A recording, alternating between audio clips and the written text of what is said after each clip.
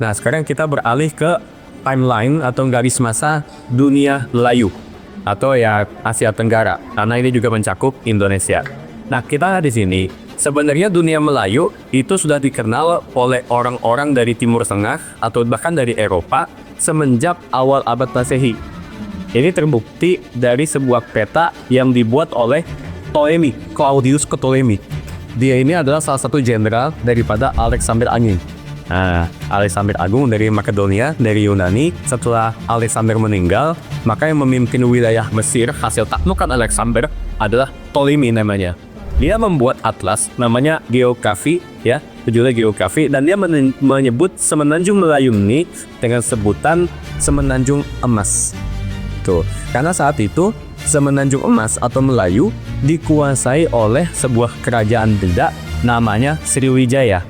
Nah, Sriwijaya itu pusatnya antara Palembang dan Jambi, tapi juga menguasai Semenanjung Melayu. Dan dia dikenal oleh orang-orang India, Arab, atau bahkan Yunani sebagai Suwarna Bumi. Suwarna Bumi itu bahasa Sanskerta untuk negeri emas, karena banyak emas, ya.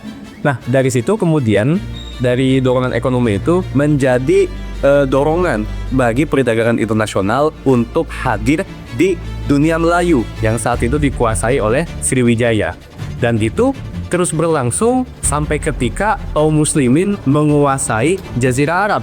Rasulullah melakukan revolusi Islam, dilanjutkan Khulafa Rasyidin, sampai akhirnya di masa Khilafah Umayyah atau bahkan sebelum Umayyah, kembali ke masa Utsman bin Affan yang tadi di sebelah sana kita udah melihat beliau mengirimkan utusan ke Cina dengan utusan Sa'ad bin Abi Waqqas. Itu bukan utusan pertama dan terakhir, karena setelah itu masih ada utusan-utusan berikutnya. Dan jalan ke Cina bukan hanya lewat darat, bukan hanya lewat jalur sutra, tapi juga lewat jalur laut. Dan jalur laut satu-satunya untuk mencapai Cina dari Arab, mau tak mau mesti melewati Semenanjung Melayu, mesti melewati Selat Melaka. Sehingga ada sebuah temuan, baik itu dicatat oleh catatan Cina maupun temuan-temuan koin kuno, bahwa di ujung Sumatera, tepatnya di daerah Barus, itu ditemukan koin yang merupakan bekas peninggalan pemukiman kaum muslimin dari Arab atau bahkan dari ibu kota khilafah yang saat itu di Damaskus atau di Kupah, ya, itu udah ada di Barus. Nah, itu apa terjadi? Di abad ke-7 Masehi, berarti tahun 600-an, masih sezaman dengan Utsman bin Affan dan juga Khalifah Umayyah. Nah, lebih tepatnya menurut catatan Dinas Hisar tahun 674 Masehi, ya, 674 Masehi. Dan setelah itu kemudian ratusan tahun berikutnya, 830, itu sisa kapal Arab yang tenggelam di Belitung juga ditemukan. Kemudian videografer dari Persia Ibnu Qutb itu dalam kitab Al-Masalik Awal Mamalik juga menyebutkan kehadiran pedagang-pedagang dari Arab di Kedah. Kedah itu di Malaysia, ya. Dan itu terus berlanjut sampai akhirnya hubungan yang terjadi bukan hanya sekadar faktor ekonomi, tapi juga sampai ke dakwah. Muncul bagai jamur kekuasaan Islam, karena setelah Kedah dilanjutkan oleh Sumatera Pasai, ya, dengan sultan pertamanya namanya Sultan Malikus Saleh. Dan Malikus Saleh itu cucunya ditemui oleh seorang petualang Islam dari Maroko namanya Ibnu Battuta.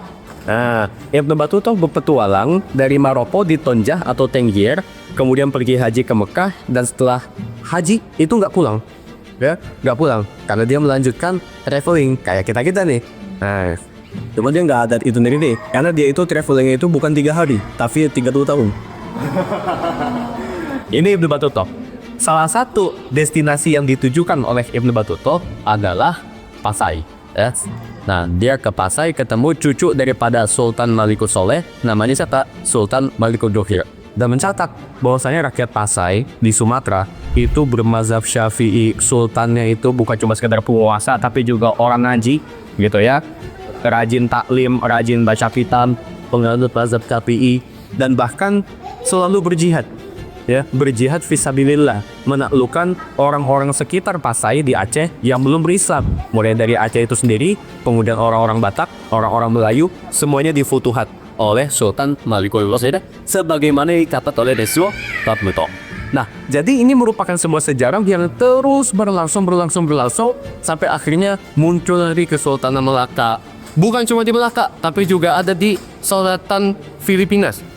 Filipina Selatan yang sekarang masih ada kesultanannya, yaitu Kesultanan Sulu, Kesultanan Mindanao. Nah, dan orang-orang Islam di selatan Filipina disebut sebagai bangsa Moro. Bangsa Moro masih ada sampai sekarang. Nah, kemudian di Jawa juga tadi berdiri Kesultanan Demak, juga ada nanti berdiri Kesultanan Aceh yang menggantikan daripada Pasai gitu. Nah, ini merupakan masa-masa keemasan Islam di dunia Melayu, di Nusantara, yang kemudian mengalami perubahan yang sangat drastis ketika di tahun 1511 muncul Portugis di Melaka. Udah beda cerita lah tuh, mulai Melaka itu terpecah belah, muncul Kesultanan Johor, Kesultanan Perak. Tapi dari situ tetap kaum muslimin bukan berarti menyerah, ya, karena mereka itu tetap mengadakan perlawanan demi menaklukkan kembali Melaka dari tangan Portugis. Kesultanan Aceh sampai menghubungi Khalifah Utsmaniyah. Nah, terciptalah Aceh Ottoman Relation, hubungan antara Utsmani dengan Aceh untuk melawan Portugis di Melaka. Sampai-sampai saking tunduknya Aceh kepada Utsmaniyah, bendera Aceh pun mengikuti bendera Utsmani, pakai bulan bintang. Nah, yang kita lihat di Singapura kemarin, ya, Masjid Sultan, bulan bintang itu bukan cuma sekedar lambang Islam biasa, tapi pencetusnya itu adalah Utsmani, gitu. Sampai-sampai bulan bintang itu menjadi representatif untuk Islam karena dipopulerkan oleh Utsmani. Kemudian diikuti oleh Aceh, Mataram pun juga sama. Kalau Aceh ini pedangnya rencong, kalau Mataram benderanya itu ya, yang di Jawa itu bulan bintang, atasnya itu keris. Semuanya seperti itu. Terus itu berlangsung sampai akhirnya Islam itu tersebar ke mana-mana, ya, diiringi dengan jihad fisabilillah. Nah, sekarang di hadapan kita ini ada beberapa tinggalan Islam, ada kayak koin-koin dinar atau dirham sebelah sini nih yang merupakan peninggalan kesultanan. Terus ada juga kain-kain, ya, kain-kain zakat batik. Jadi Islam itu mempunyai prinsip, ya, sebagaimana yang dikatakan oleh Rasulullah Shallallahu Alaihi Wasallam, Innallaha jamil yuhibbul jamal. Allah itu indah dan menyukai keindahan. Nah, makanya Islam itu nggak anti seni. Walaupun Islam itu mengharamkan penggunaan sesuatu yang sifatnya makhluk hidup, ya, seperti binatang, fauna atau manusia. Nah, tapi Islam itu tetap menghargai seni. Sehingga ketika Islam masuk ke sebuah negeri, seni itu tidak diberangus, hidup tidak menjadi kaku, tapi beralih kepada yang lebih estetik dan lebih bermoral. Contohnya seperti ini. Orang-orang dulu di kita udah pandai buat batik, udah gambar buat batik. Tapi ketika Islam datang, unsur-unsur fauna itu dihilangkan, unsur antro ya atau manusia itu dihilangkan, diganti dengan apa? Dengan kaligrafi. Nah, dengan kalimat tauhid, dengan ayat-ayat Quran, atau juga dengan motif-motif biasa yang bukan lagi ke fauna tapi ke flora atau tumbuhan, ya, entah itu di batik, entah itu di hiasan kayu atau dinding, entah itu di mana-mana lah, semuanya ada seperti itu tuh, ya. Jadi ini merupakan tinggalan sejarah Islam di dunia Melayu yang mencakup Malaysia, Indonesia, Filipina, Thailand, dan Brunei. Nanti cek aja ada Brunei apa enggak, saya agak lupa ingat.